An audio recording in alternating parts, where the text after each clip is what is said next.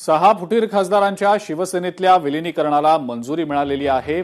या फुटीर खासदारांना लोकसभा अध्यक्षांची मंजुरी मिळाल्याचं आता समोर येत आहे। या खासदारांबाबत लोकसभा सचिवालयाचा निर्णय देखील आता समोर आलाय।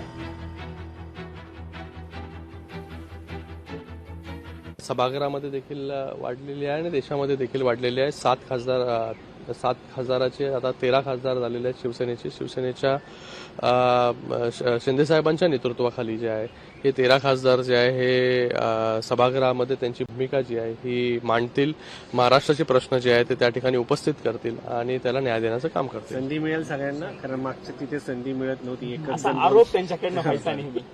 त्याचा अनुभव आम्ही देखील घेतलेला आहे। मी जेव्हा होतो 2 टर्म तेव्हा मी देखील तो अनुभव घेतलेला आहे की कशा प्रकारे कोणाकोणाला संधी मिळत होती। आता आमच्या पक्षामध्ये जे आहे संधी सगळ्यांना मिळते, आपल्याला माहिती आहे। मला वाटतं आपण जर लोकसभेच्या अध्यक्षांनी जो पत्र त्यांच्या कार्यालयाने जे पत्र काढले ते जरा काळजीपूर्वक पाहिलं पाहिजे। आपण त्यांनी तृणमूलच्या गटाला वेगळं बसण्याची मान्यता दिली, मर्ज असा नाही। यांनी अफिलेशन शब्द वापरला, तो अफिलेशन दिलेला आहे।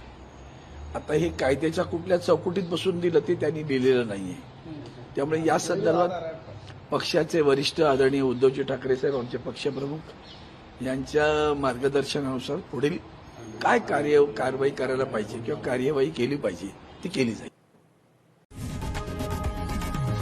लोकशाही मराठी ऐका, पहा, जागरूक रहा।